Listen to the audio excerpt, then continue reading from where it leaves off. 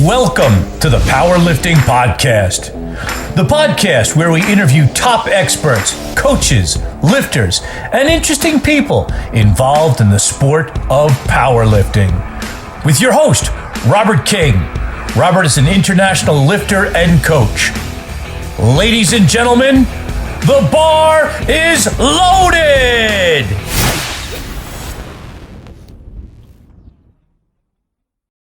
It's Rob King here with the very first episode of the Powerlifting Podcast. And my guest today is the one and only Dr. Stu McGill. Stu, how you doing?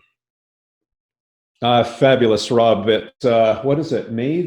What's the date today? The 15th or 16th? 15th. April 15th. April 15th, and it's snowing like crazy out there. It's snowed here for the last 2 days. So after the podcast, I guess I'm going to have to go shovel out the driveway. So, I'm going to let you talk a little bit about you, Stu. But first of all, I mean, you're an expert in terms of spinal biomechanics, lower back injuries, working with athletes that have recovered from back injuries, working with, all shapes and sizes of people. But, with this focus, I really wanted to talk about powerlifting and kind of strength athletes. So maybe you could tell us a little bit about you and your background, and then we'll kind of get to the fun stuff. Well, in terms of powerlifting, I've never been a competitive powerlifter. Obviously, I've trained the moves for many years. I was in Australia a couple of months ago, and I saw a poster of some old-time bodybuilders. And there was a woman, and do you remember when the really big women started in bodybuilding somewhere in the late 70s? Actually, no, it was the early 70s. I looked up there and I saw a picture of Kay Baxter, who was one of the first big pros. Kay Baxter was my 9th grade school teacher.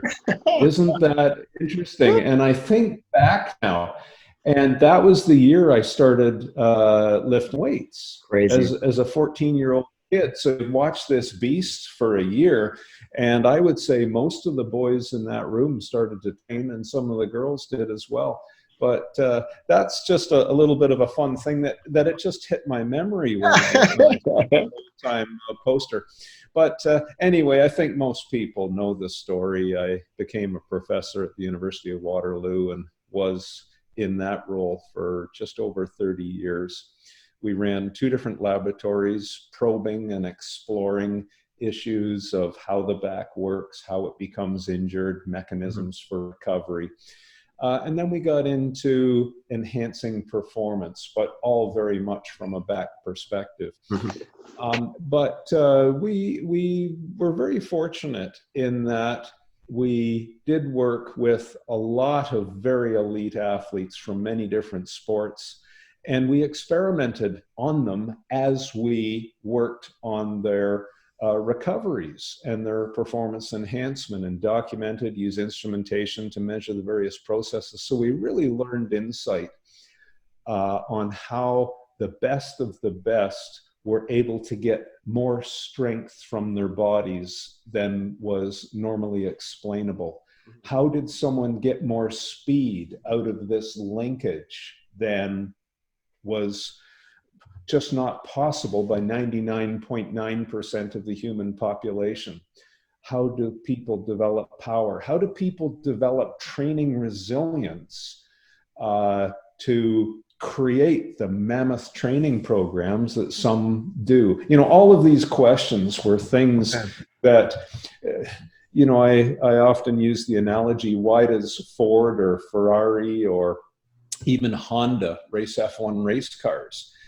They learn lessons at that elite level of performance so that they can bring down, say, a transmission gear change technology to the Honda Civic, a passenger car, but they learned it in F1 competition. Gotcha. And I would certainly say we learned that from working. And also, I should also say, the worst of the worst, very disabled backs.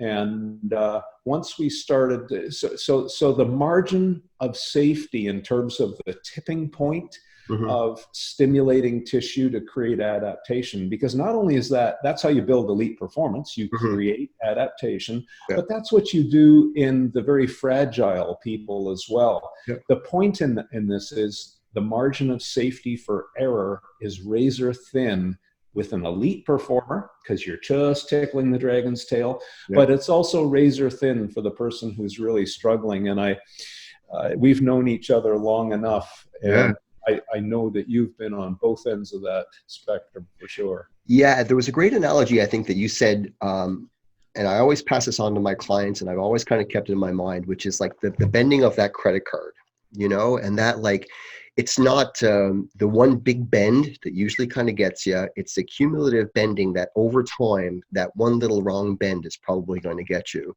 So like, learning proper movement patterns, and you've discussed this many times with me, of kind of like learning to hinge, learning to create core stiffness, but like there's no margin of error.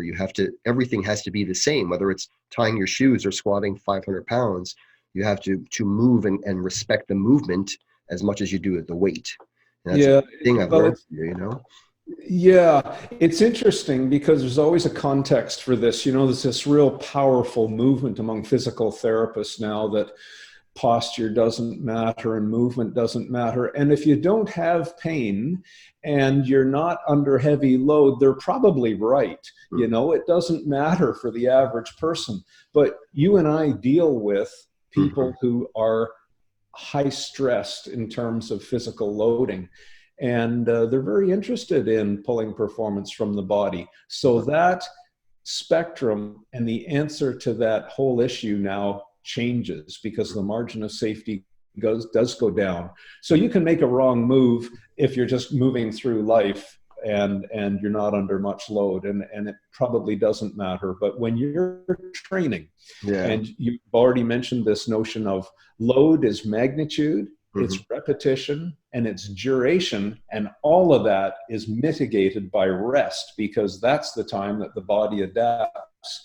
And when you're pushing that system a little bit, think of every time you or a client has got hurt. It was because you were out of position or you made a movement error. And likewise, I'll say for those who are very fragile as well, they can only walk 3 or 4 steps before that real intransigent back pain comes in, and it's horrible for their life. Yeah. Yet if someone could show them how to create some strategic stability and mobility through this linkage, and some of the tricks to use posture, because that migrates stress in the body, a posture change, then these issues become really important. And I think that this message is getting missed somehow out there with Facebook and Instagram and these things where people don't give a context, and one person says, oh, posture does matter, and the next person says posture does, the opposite. But it's all craziness without a context. So let's and I know you've been at both ends of the spectrum. Yeah, you've been there digging you out of the I've been there. hole. I mean, and then you've been to the top of the world as well. I mean, I won't talk about this very long, but really quickly, my back was in a very bad position. I hurt it doing a heavy deadlift back in 2000, and I was out from 2000 till about 2012. I was crippled. I couldn't do a thing, and couldn't find anybody to really help me. And then I found you through T Nation, connected with you, had a few other guys basically to help me. Dean Somerset was one, Brett Contreras was one, Tony Gentlecorp. Anyway, made it a point to go to one of your workshops down in Arizona. And,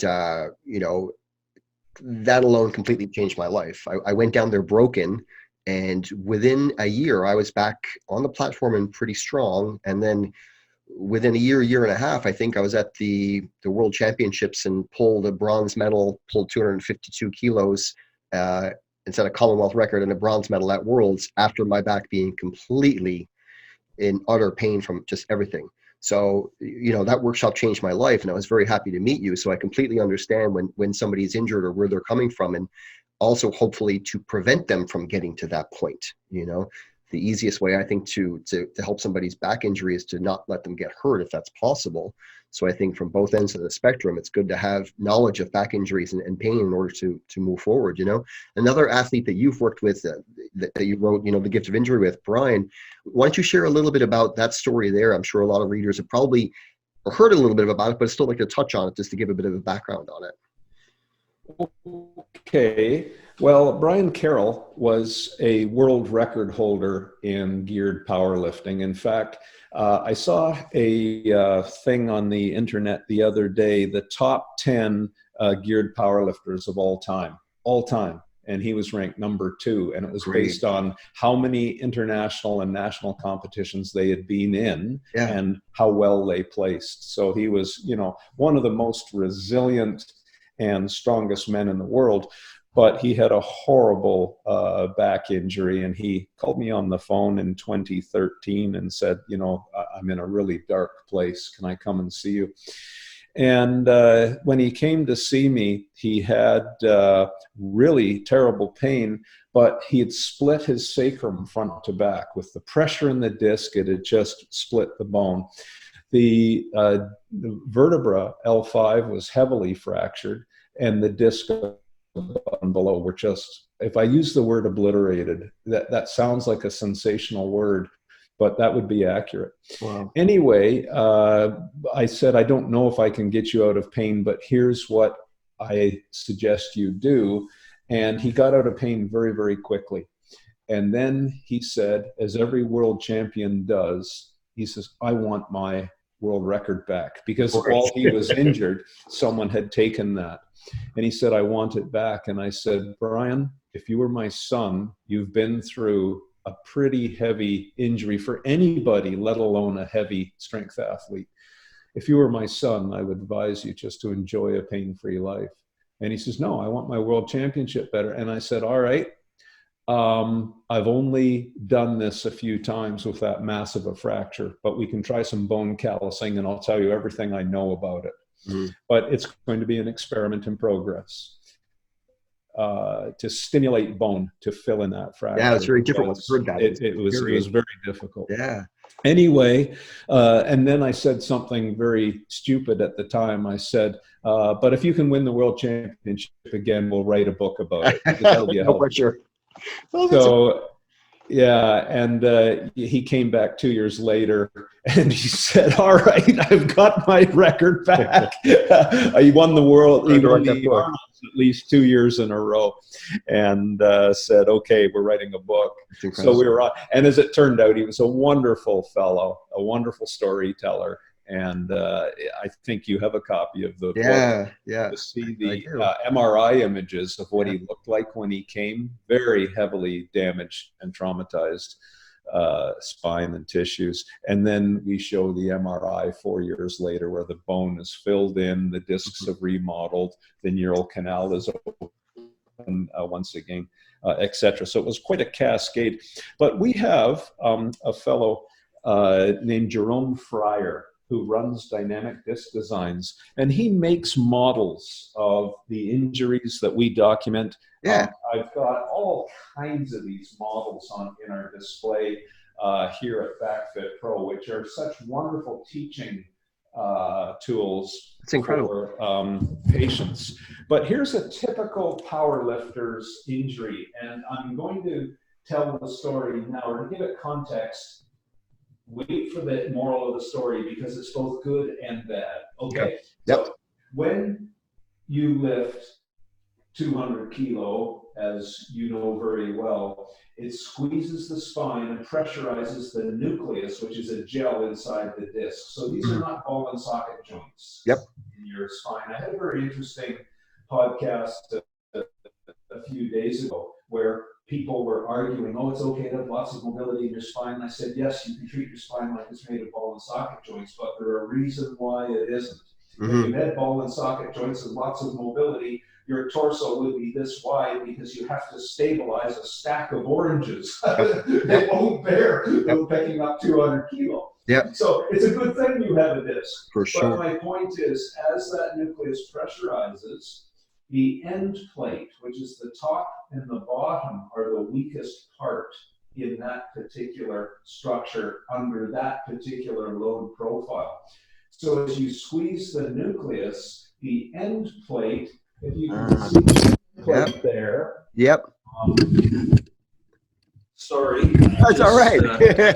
Man down. Me pulled out my microphone. Can you hear me still? Perfect. Thank you. I've.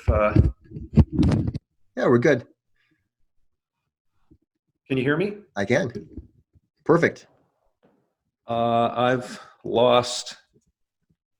I can I'm hear sorry, you. Rob. Can you hear me? Yeah, I can. Perfectly. Everything's great. Okay. I can't hear you. If yeah. You can see this up there. It's okay. Good so far? Yes. However, I may have broken this mic. I'm sorry. Oh, it's okay. We can go with it. Go with as is. We're good. All right. I'm so sorry about That's that. okay, Stu. Anyway, I'm going to squeeze the disc now, and you'll see the end plate, which is cartilage. Do you see it opening up? Yes. And the gel underneath coming through. Yes. So that happens at a very micro level when power lifters train. Okay. You do get little debonding of the bone cells, the osteons, and the cartilage in that end plate. Okay. Now, there is a biological tipping point. But is that good or is it bad? If you keep training and you keep opening that up, eventually you get a full-blown fracture. And what Brian had, now I'm going to take this plug out, and the nucleus is dyed blue. Gotcha. I'm going to squeeze this now, and you'll see the nucleus squirt up into the vertebral body of the bone through the fracture. Gotcha. So now the bone is split. Gotcha. How do you callus over that cartilage? Well, that's when the bone callusing, and it was actually down into the sacrum. So that was the bone callusing procedure that we then did. However,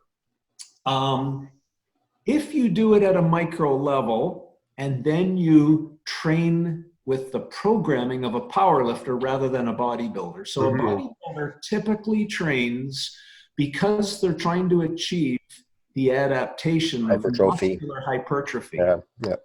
The power lifter can't. They have to train hypertrophy bone. Yep. Because that's the part that will break under the heavy load. Now, as you said, you took a year to get back to lifting decent weights again. Yeah. And that would be minimum for bone callusing. Yeah. So the grand old men and women of powerlifting, you know how old you are, and you're it's pretty good. But you spent a lifetime stimulating those micro fractures. Now, it takes 5 days about, on average, for the stimulated fracture to scaffold in new bone building material, which are ions, positive ions of calcium and magnesium, these things that are in the blood plasma, for example. And they scaffold in and rebuild the bone because of the stimulus of the stress on the bone and the microfracture.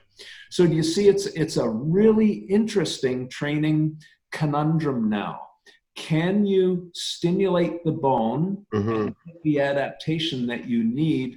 Or if you get greedy and you don't take 5 days off, you will accumulate the microfracturing until it becomes something bigger. So that's why the grand old men and women like yourself, you'll stimulate with a heavy squat session and then be wise. That's and take 4 or 5 days off. And when you study the great ones, as you know, I've known Bill Kazmaier for years, the GOAT, Eddie Cohen, the greatest of all time. Yeah, you want to talk about him. When Eddie says, go for one personal best a year, maybe two. But when I see these kids on Facebook saying, I just got a personal best, and then the very next day they're training for their next personal best rather than using biology to allow their body to adapt from getting that personal best and deloading a little bit. That's how you get strong, as you know. Without a doubt. And I think too, as as someone ages, they have to pick their battles a little smarter, pay more attention to recovery, and your brain and your muscles may want to go and lift heavy. Yeah, your brain and your muscles may want to go and lift heavy, but the body takes more time to recover and regenerate. And I think that's the best lifters are obviously the smarter lifters. And it's one thing to make it to a high level in the game, but it's another thing to stay there and to be in the sport for a long time. And I think, a lot of the smartest lifters, that's the game they play, is they max out a couple of times a year at competitions. They play the slow and steady game. They build up their strength. They don't test their strength. And I think that's just a lot of smart training and a lot of experience, Like I saw a thing from Eddie Cohen, and it was one of your podcasts, and said basically don't miss reps. Don't miss reps in the gym. Try to make your training so that you're always trying to improve that little bit instead of always trying to push too hard, too fast, Yeah, there's great lessons to be learned from the cross-pollination of sport. So I really learned that more in Olympic lifting, as an example. So, and I'm not talking about the Olympic lifting at CrossFit or something like that. Real I'm Olympic talking about true Olympians now, where they just have to go and lift once. That's right. And in working with those athletes and teams of athletes, that's their mantra. They only ever lift single reps, maybe a double of a smaller load in training, but basically single reps to groove perfection. They're still trying to achieve the perfect lift. And in powerlifting, Brian would often say, I've still got a better lift in me. He's just squatted 1124. And he's saying, I know there's more in there. There's still more perfection to be had. Yeah. And so when you get tired, you create, every time you move, particularly under load. So this is high neuroscience now. This has been well shown that we operate under muscle memory, movement habits. And you form those muscle memories, which are in the neuroscience world, they're called an engram. It's a representation. I've heard you use this before, yeah. Yeah. So one rep athletes like a power lifter or an Olympic lifter are trying to create the most perfect tape, movement tape or engram or muscle memory, whatever you want to call it.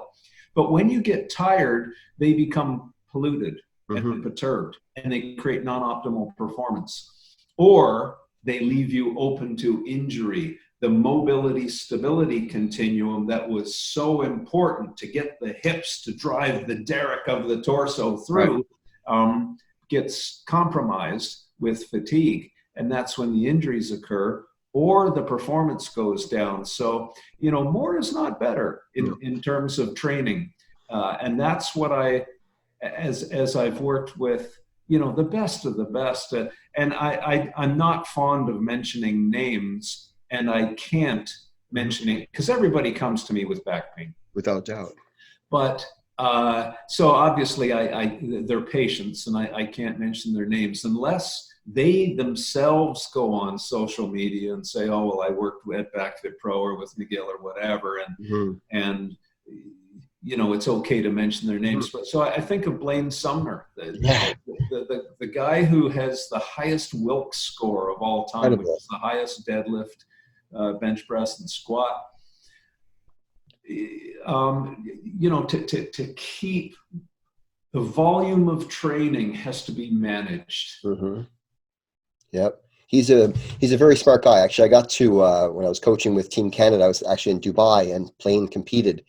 And man, that guy's been through injuries. He's been through wars. He's been around the sport a long time, and he's still a monster. And dealing with a bad back and also dealing with a bad hip, that's not fun. And to lift is one thing. To perform at that level with those injuries is absolutely. So, he's very in tune with how much he can get away with, and knowing his I'm sure his volume and, what to push and what not, because it's a slippery slope. You do too much and he's probably going to fall back down the other way. Yeah. And it's so, I'm not giving away secrets here. The neurology that strength athletes have. And, I think back to what I learned from studying the techniques of Bill Kazmaier, for example, the strength of mind and the techniques to develop the density of neural drive. So, movement, and particularly feats of strength, start with a thought. Mm-hmm. And if you don't have that strength of thought and strength of mind and discipline of that thought, you'll never be able to execute big strength. So you then densify that thought as a pulse train of nerves traveling through the body. So then the key is you've got to train the physiology of the nerves Yes. Yeah. to carry that much electricity in lay terms. So, I know the grinding exercises and the work through sticking points and all of these tricks that the great ones use. Mm-hmm. Yeah, because there's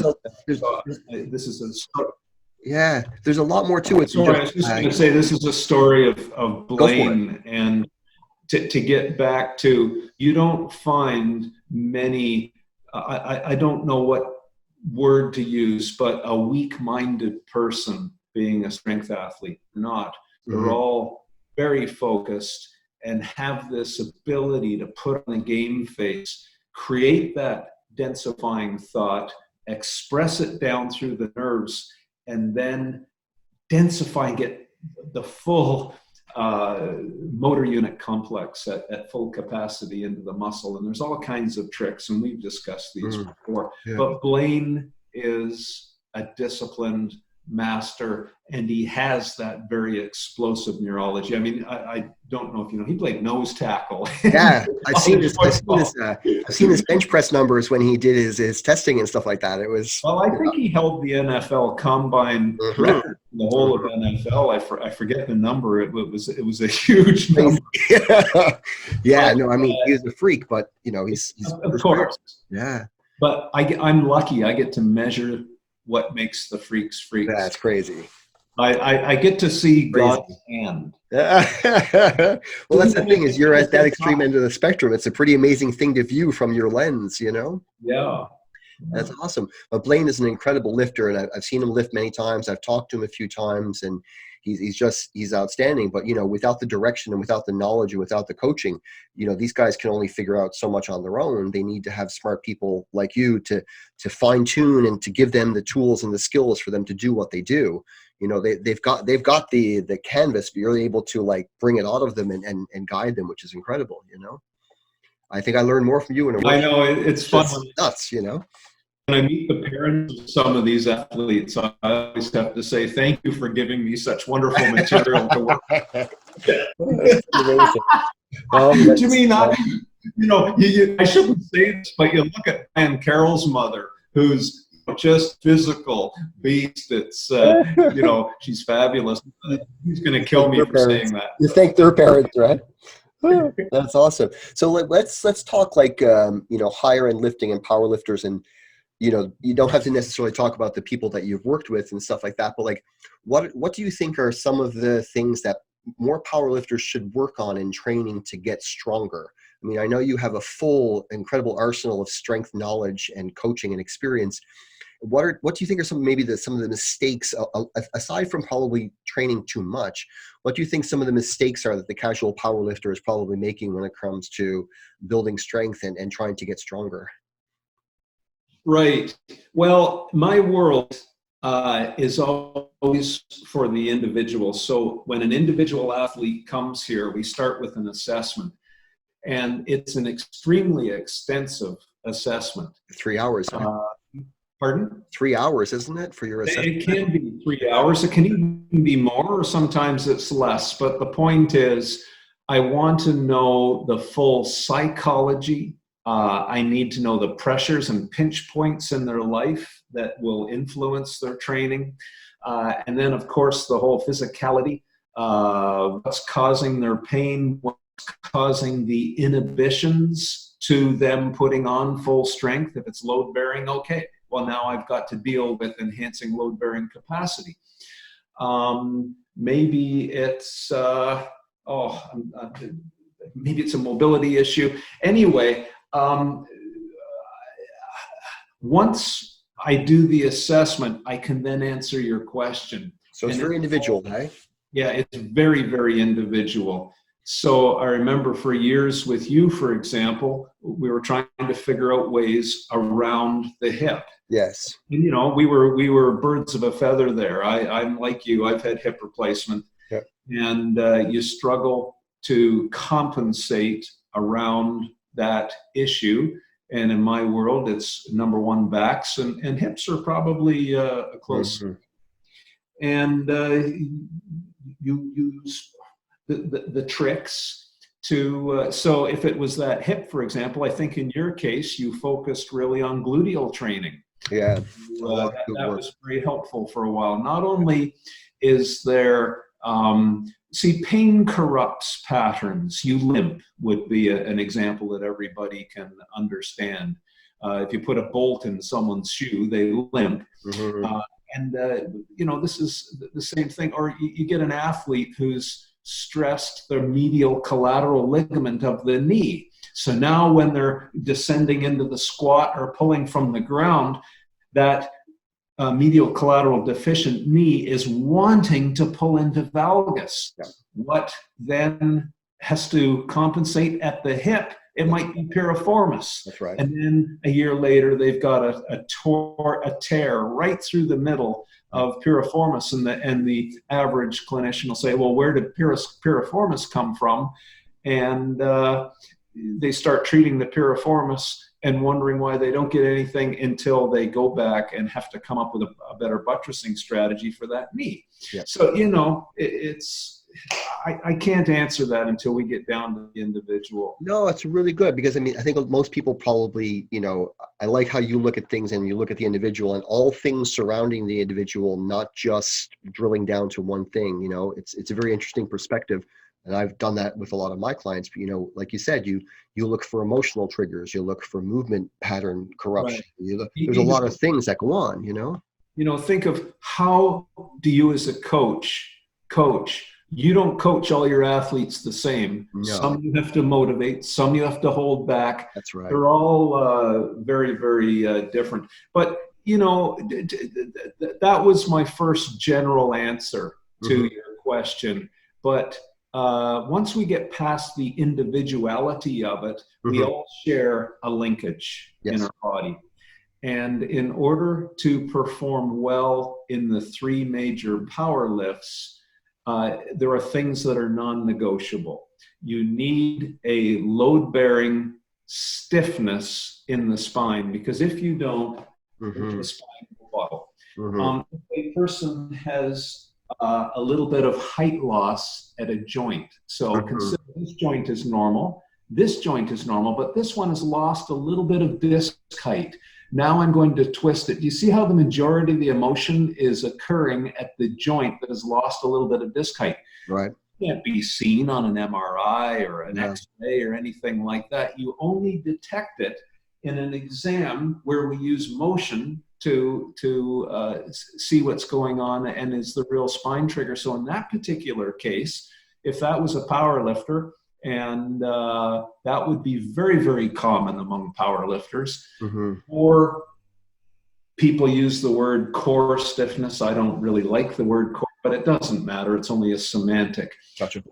But stiffening the front, the side, and the back, and learning how to do that strategically, it will arrest that micro movement, take the pain away, and now the brain sends full neural drive, because a little bit of pain, the brain shuts down the neural drive. And I've seen people argue this on Facebook who've never worked with a world champion. And I don't publish the results of every world champion I work with. That's for that individual. Right. But boy, when you look at case studies, pain is a terrible corrupter and really shuts down strength, because that's what the body does. It's in preservation mode. Yeah.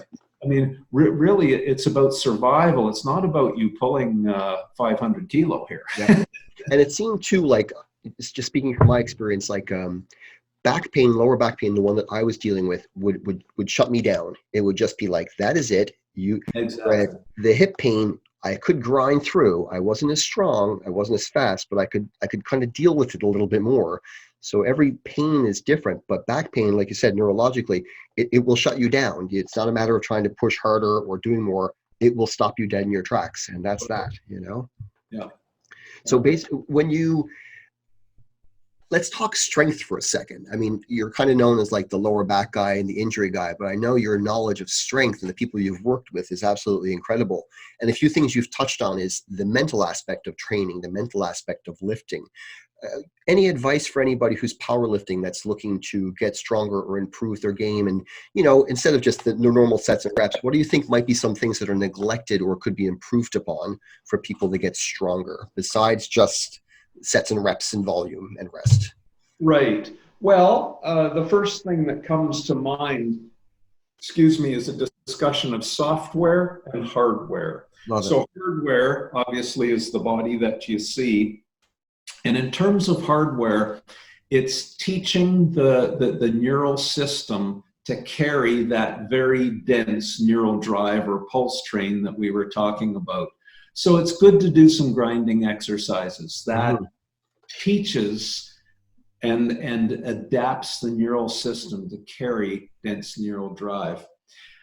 Yet on the other hand, we have to trick the body a little bit. So now we get into fusion discussions between hardware and software. And if we go back, think of every great power lifter, and this isn't a slight at all, but some people have used the term, well, they're the dump trucks of strength sports. They carry heavy loads, slow and steady up a hill. They're and it's not I know some people have used it in a derogatory way, but I don't mean it that way at all. Yep. But my point is that's slow grinding strength. But think of every dump truck that because almost everyone I know is a fast twitch metabolism monster. They're quick.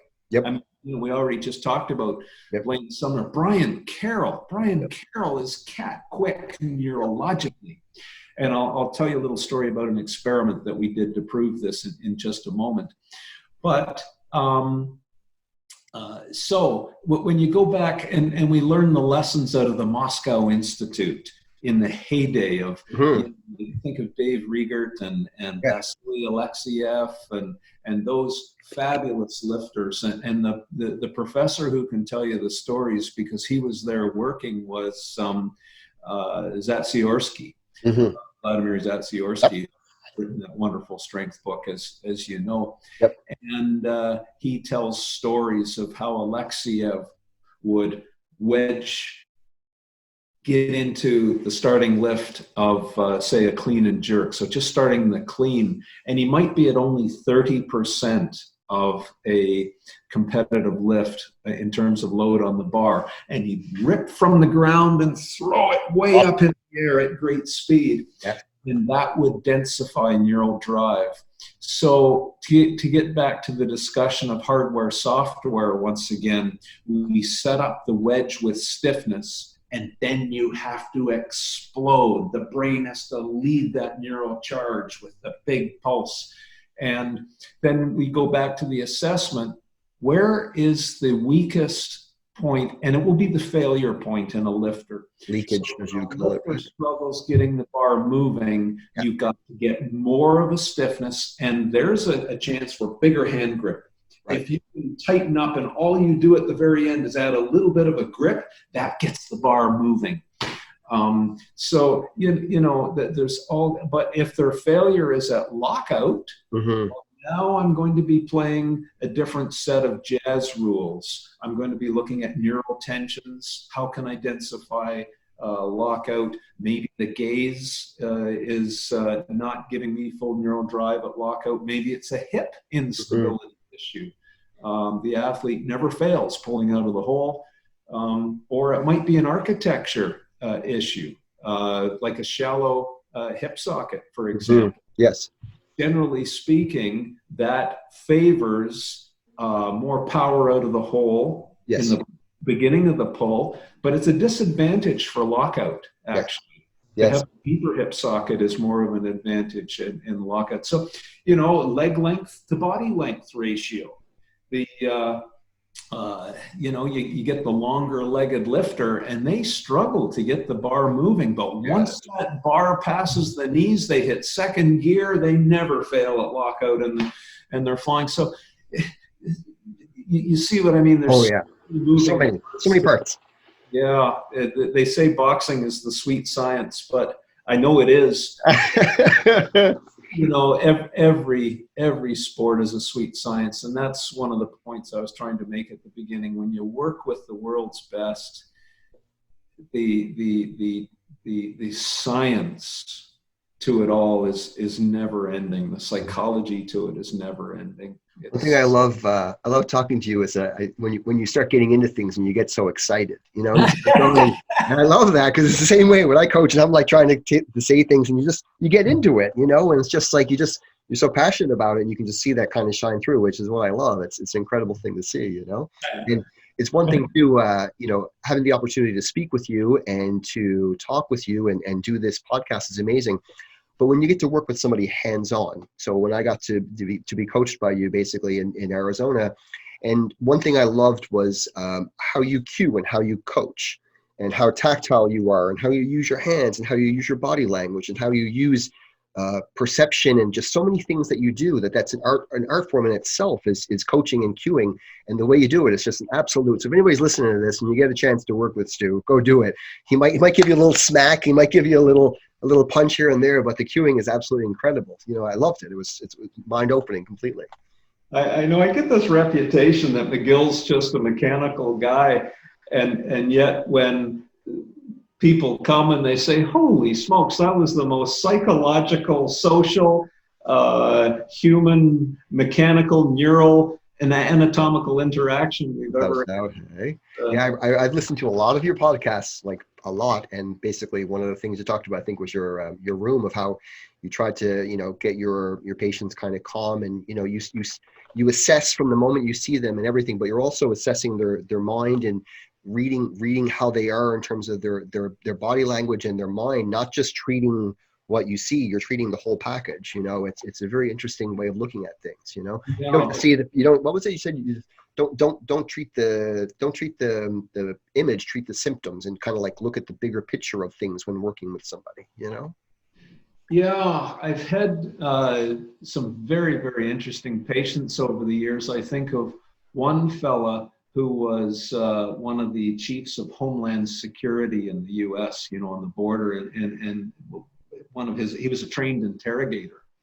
And I went through the assessment with him, and he looked at me, and when we finished the interview, he said, that was the most skillful interrogation I've ever seen. You use every trick in the book. And I said, well, yeah, you know, I studied that. Yeah. And I had one guy who won the Poker Stars competition in Vegas. And I said, you tell me, how do you know if I'm holding an ace or a two? And, you know, it was just, I tried to be passionless in my face. I tried to disguise it all, but he knew. Mm-hmm. Said, okay, now you tell me, how did you know? And the cleverness of the little signs. And I said, well, I hate when I see those players wearing a hat and dark glasses disguising their face. And he says, I love it. He says, because it shows their weakness. And, you know, I know what I look for. And it's so often, the more people disguise, it shows their weakness. And when you talk, and I know you're a martial arts fan as well. Yeah. And it's so interesting when you talk to the brilliant fighters. Mm-hmm. They see the same thing. Mm-hmm. Looking for a chink in the armor, you know. You're always looking for anything to make you better or find a weakness, you know. Yeah, and it's wonderful to interact with these people, and you know, the humanness of it all never comes from a "oh hi, how are you" kind of a thing. It comes from sitting down and having a beer, and then having a bit of a laugh, and then, you know, sitting around a campfire or whatever those situations are. You know, the real work is never done at a conference. That's right. It's always done afterwards in the pub, or going for a walk, or going and sharing different things at different people's gyms. Yeah. And I've got to come out and visit heavyweight. Yeah, you do. We've got a great gym out here. It would be an honor to have you out here. We're going to make that happen for this summer. Once this whole coronavirus thing clears up, we're going to make that happen. And I love St. John's, as you know. So. Oh, you're more than welcome to come here. I would absolutely be an honor. And I have lots of people who I talk about I talk to you. I talk about you all the time to them. So it would be an honor for them to meet you, and we'll have to make that happen. Do you mind if I ask you a quick question? Because it's something that you and I both share passion-wise, which is martial arts.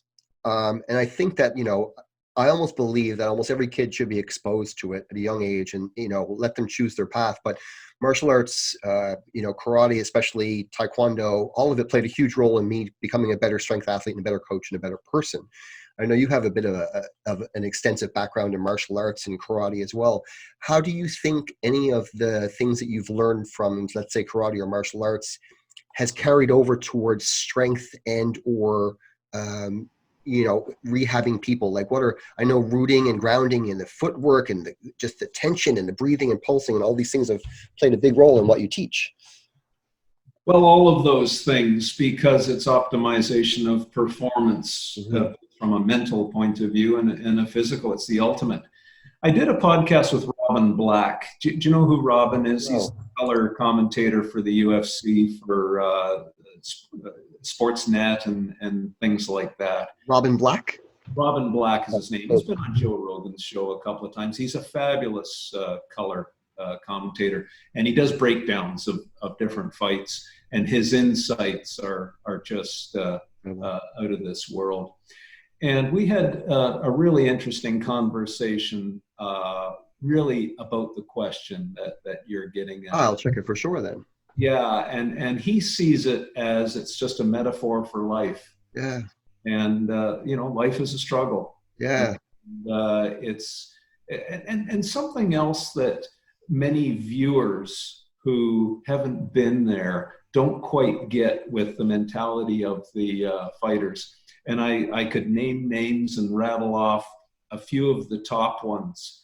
And when you get into why do they fight, it isn't to beat up an opponent, or it's almost always a test of themselves. Mm-hmm. And it's a time they feel so alive when they're closer to death. Yeah. It sounds very strange, but they're very, very interesting personalities, and I love them all. They're not brutes. No. They're not. They're incredible. Highly intelligent artists, more than likely, They are. Yeah. That's exactly the right terminology. Yeah. And so I don't know if that gets into the complexity, and I know where you're coming from. Yeah, me and you could probably talk for 4 hours just on karate and training and back stuff alone. I mean, there's a whole different road. I think of jiu-jitsu as a karate is sometimes almost too fast, whereas jiu-jitsu is a chess match. Mm-hmm. And to create checkmate, the person run out of options. Yeah. So you squeeze them with a number of chess moves, and they have two options, and then you try and eliminate it down. And then finally, in the very end, checkmate. You can move the king that way or that way. Both are bad. You're going to lose. It's a great goal. That's really, if you work with any of the Gracies, for example, it really is. It's not brawn or anything like that. It's using intelligence, changing postures and movement techniques without much force. I mean, if there's a lot of force involved, they withdraw, pull out, and come stricter in a different direction, and it's creating, the double horns of dilemma. And once you have created that chess match, there's only two options. They're both bad. And that was the chess match. So good on you. And this is so much part of it. And anyway, I thought I'd say that about working with some of the best. And then, people will appreciate this. A fellow Canadian, GSP, for example. And if you're in the fight game, everyone knows who I'm talking about. There's the epitome of an intelligent mind displaying the artistry, winning with honor, and that whole element of it. He's an incredible athlete, an incredibly smart guy. I mean, you talked about at the conference we were at, the workshop, showed some of the cool stuff from him. And I actually had the opportunity to do he spoke here a couple of months ago, and he's just such a well-spoken, intelligent, open-minded person. And, you know, fighters, powerlifters, you'll see most of the ones at the top, they're not the brutes. They're actually usually very intelligent, very smart, very, you know, different type of person to get to that level. And it's great to see that, you know. There's an inner spirituality. Without a doubt. Without a doubt. Yeah. They know themselves and how in knowing themselves. This was the conversation with Robin Black that I will check this out. For life and knowing yourself is how to pull out performance. I have one last question for you. I have the pleasure of coaching a lot of women. I coach a lot of women when it comes to powerlifting, and whether they're younger, 14 years old, up until I have one lady I coach, Ruby K, if you're listening, she's 71 years old and she's a competitive powerlifter and she's doing incredible. You've worked, I'm sure, with a lot of women. Is there any difference in terms of anything in terms of, let's say, coaching, strength, powerlifting? Do you see any differences between, say, coaching women and getting women stronger, or even injuries versus men? Like, you know, obviously you can't treat them all the same, but is there any things that you've seen, whether it be injuries, whether anything that like jumps out at you differently when coaching women and working with women versus men? That's an interesting question, and I'm just going through some examples in my mind of some of the top female powerlifters. Geez, that's really a tough one. I watched the news this morning on coronavirus and what countries are doing well. Mm-hmm. And it was the thesis of the announcer that the countries are doing well have one commonality, and that was they have female leadership. Well, they run the world. We just pretend that they don't, but they do, right? Yeah, and I thought about that, and then their commentary on that was, they listen a little bit better, and there's a little bit more of an introspective component. But deep down, if you're a top female athlete, the warrior spirit has to be, by definition, alive and well. But and I thought about that, and I think that's how I would have to categorize working with women. And I know it's a broad generalization, but generally there might be a little bit more introspection. Mm-hmm. And but don't make no mistake, and I'm married to one. You know, Catherine, my wife, she rode for Canada in the 80s, and then was the Canadian and the American, and won the Worlds. Incredible. 2 years ago, although she's a bit laid up at the moment. But, you know, so I live with a female warrior.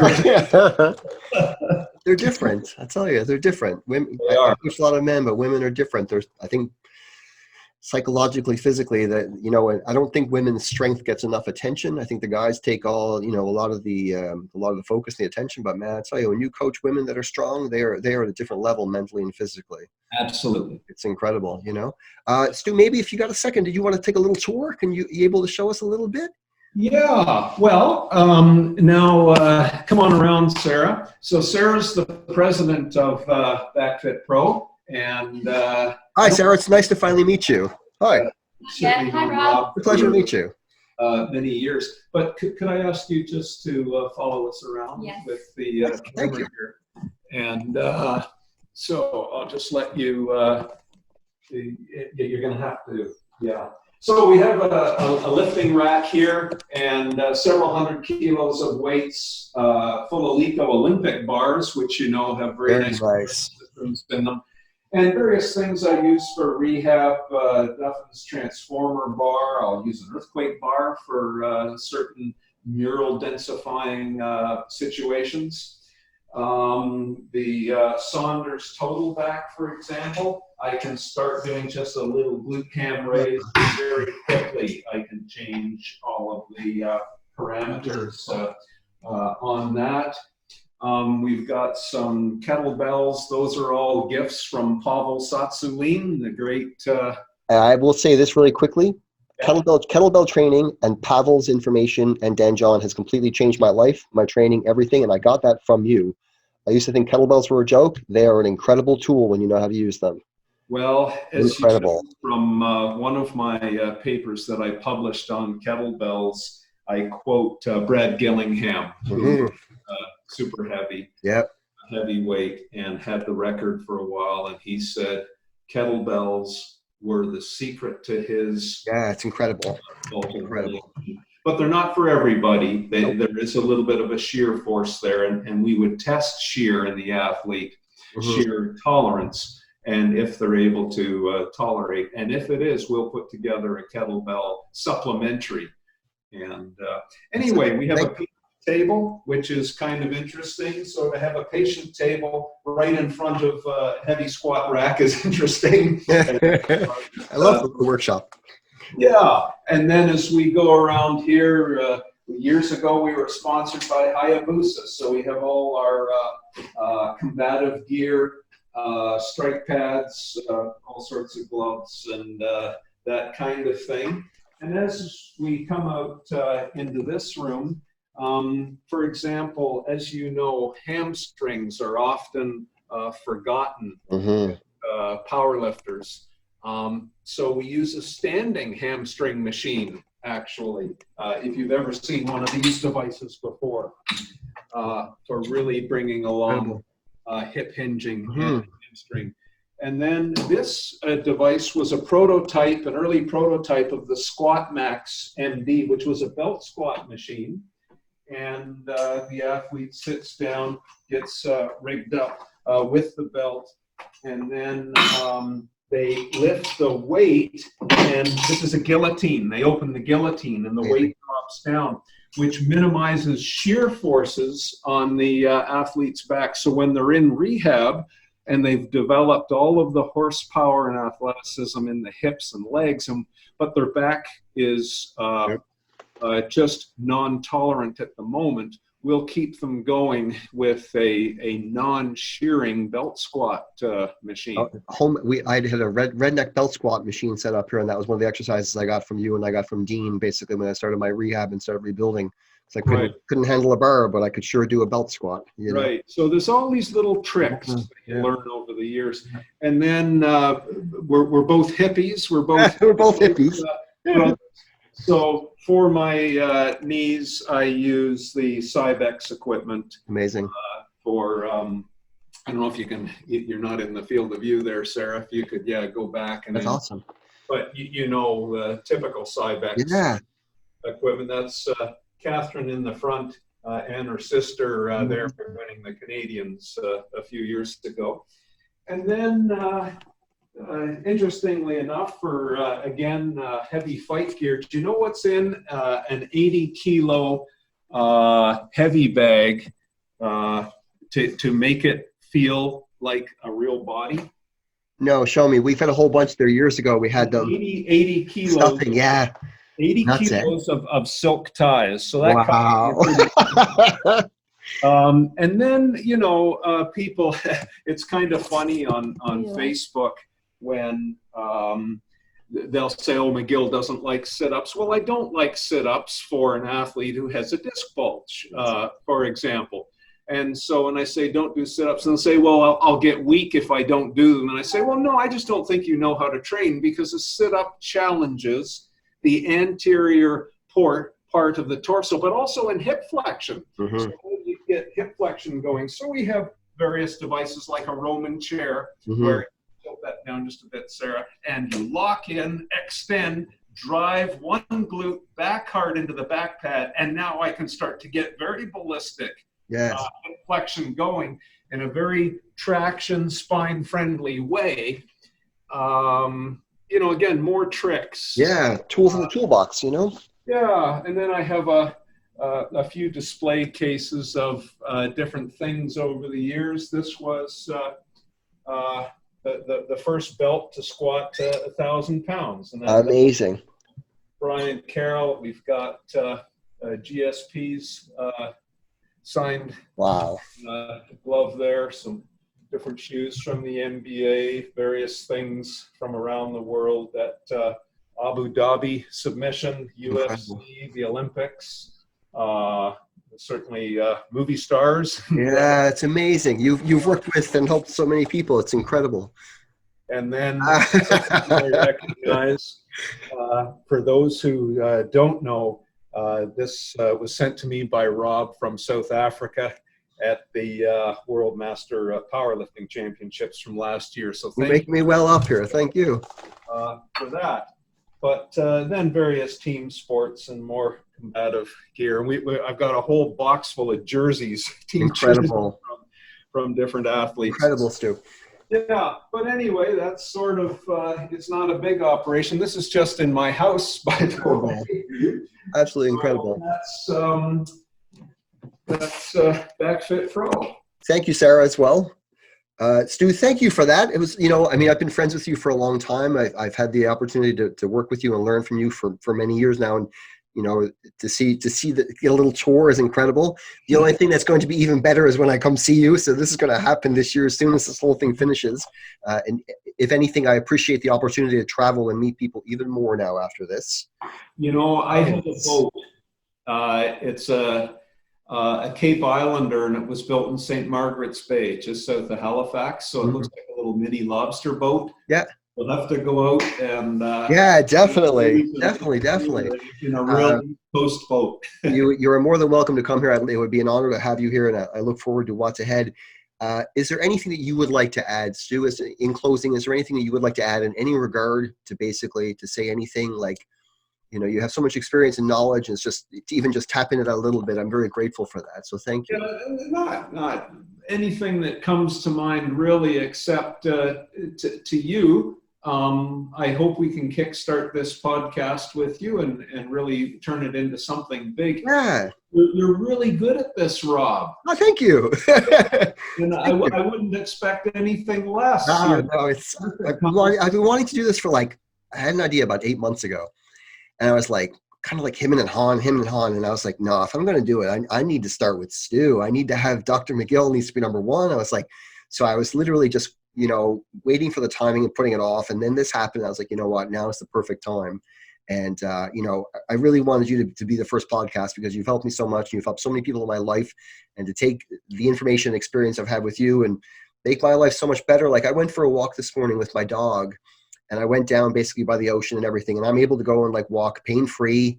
I feel amazing. And I will say this, Stu was the first person that called me when I came out of surgery.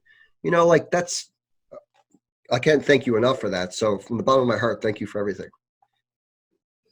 Well, I appreciate that. I have calls I make often. I will be making a few calls today, actually. Oh, that's incredible, man.